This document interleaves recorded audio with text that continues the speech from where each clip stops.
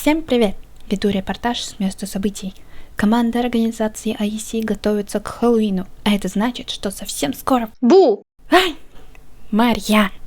Напугала. Такое начало испортила. Хи-хи, ну прости, время Хэллоуина.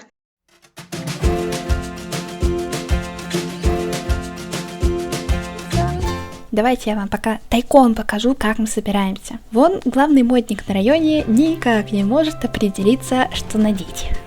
А так? А если так? А вот это нормально? Да бери уже любой, какая разница, они тебе все подходят. У Алехандро кончается терпение. Вон там Марья мастерит фонари из тыквы. Тыкву возьму я, сделаю ей глаза, и рот зубастый пострашней, чтоб напугать своих друзей. Я надеюсь, хоть кто-нибудь позаботился о пикнике? Тыкву взяли, сладости взяли, сидр взяли, свечи тоже. Что же мы забыли? О, да, ура, удача на нашей стороне. Лошадей заказывали, намучились мы, конечно, но зацените. Самые жуткие хэллоуинские лошади, каких вы только видели. Ого! Вот это вы, девочки, постарались, ну даете. Так, через 5 минут выезжаем, шевелите ластами.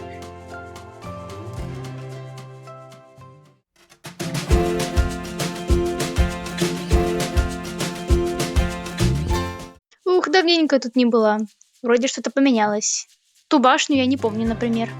Да не, была, по-моему. Сейчас я старые фотки найду, подождите. Пошли уже скорее, пока самые клевые места не разобрали.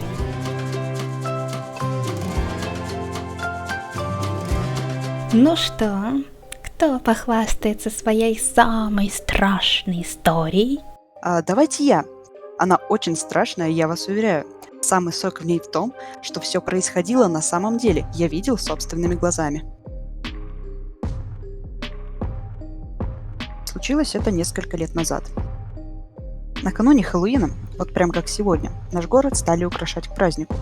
Гирлянды из маленьких скелетиков, страшные тыквы со свечами на каждом углу, паутина из ниток и летучие мыши из бумаги. В общем, чего только не было. Но пока я ходил договариваться о прокате лошадей, я повсюду замечал, что где-нибудь чего-то да не хватало. То у одной тыквы свечи не было, то какой-нибудь скелет не досчитывался костей, а у чучела вороны не хватало перьев на хвосте. Только я подумал, что мы совсем избаловали детей и надо поговорить с их родителями, как увидел странную пару. Темная фигура, явно принадлежавшая девушке, верхом на высоченном шаре срывала очередной кусочек украшения. Я застыл как вкопанный. Казалось бы, стоило вмешаться и призвать к ответственности за порчу имущества, но по мне заползали мурашки, а язык прилип к небу. Я не мог ни шевельнуться, ни выдавить и звука. Таинственная пара не обратила на меня внимания, и мне пришла в голову бредовая и нерациональная мысль проследить за ними. Почему нельзя было сразу позвать хотя бы стражи закона, не знаю, но мысль была столь навязчивой, что я не смог удержаться, поэтому осторожно последовал за ними. Очнулся я, когда мы уже вошли в лес и стали подходить к какому-то алтарю. Девушка разложила на нем все свои сокровища, перья, кости, нитки и зажгла свечи. Воздев руки к небу, она прошла какое-то странное заклинание на непонятном языке.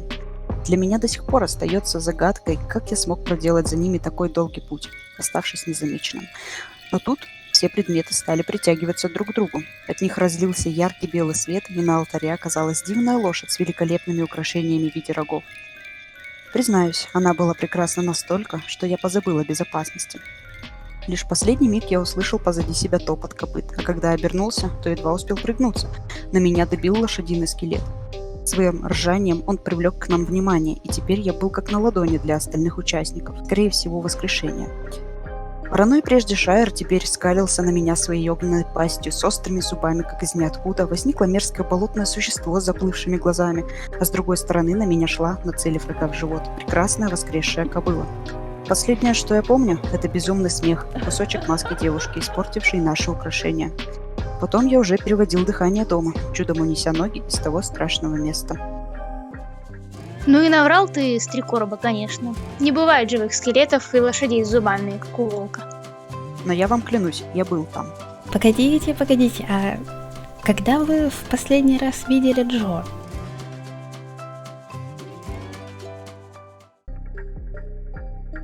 Кажется, они все еще не поверили. Ну что ж, нечисть, за мной.